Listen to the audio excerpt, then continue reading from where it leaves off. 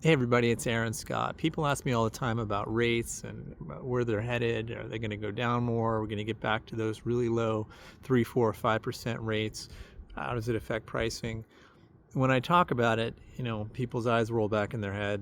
I can put my wife right to sleep. I thought I'd try to make a comparison that's a little easier to understand. Um, Bank making a loan is kind of like a pizza restaurant selling a pizza.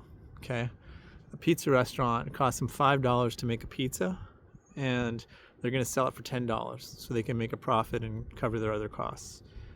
Um, the banks borrow money at the Fed funds rate. That's the interest rate that you keep hearing about on TV. That's the $5. So that's what they can get it for. That's their cost, and then they go and they make the loan to you at $10. That's their profit and what they make on top of that. Here's the thing though, when rates were 3% mortgages, the Fed funds rate was almost zero. So banks were getting the pizzas for free. And then they could sell it for whatever they want on top of that. In addition, the Fed was buying mortgage-backed securities, which means essentially they were buying pizzas, and the banks would get the pizzas for free, sell them for whatever they want, and if they couldn't sell them, the government would buy them.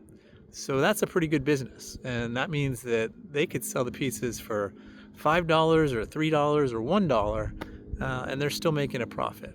Now, I'm oversimplifying this, but that's basically the way it worked. Well, the Fed has stopped buying mortgage-backed securities, and that is why the additional cost and risk is back on the banks to sell those mortgages at a higher rate. The Fed first bought mortgage-backed securities after the 2008 housing crisis, and the Fed ramped up massive mortgage-backed securities after the COVID pandemic, and they slowed or stopped buying mortgage-backed securities going into 2023.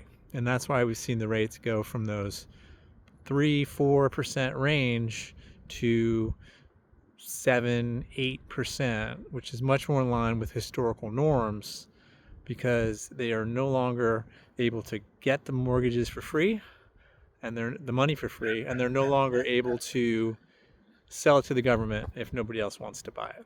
And that makes for a regular price mortgage, and that is probably the way things are going to be for a while.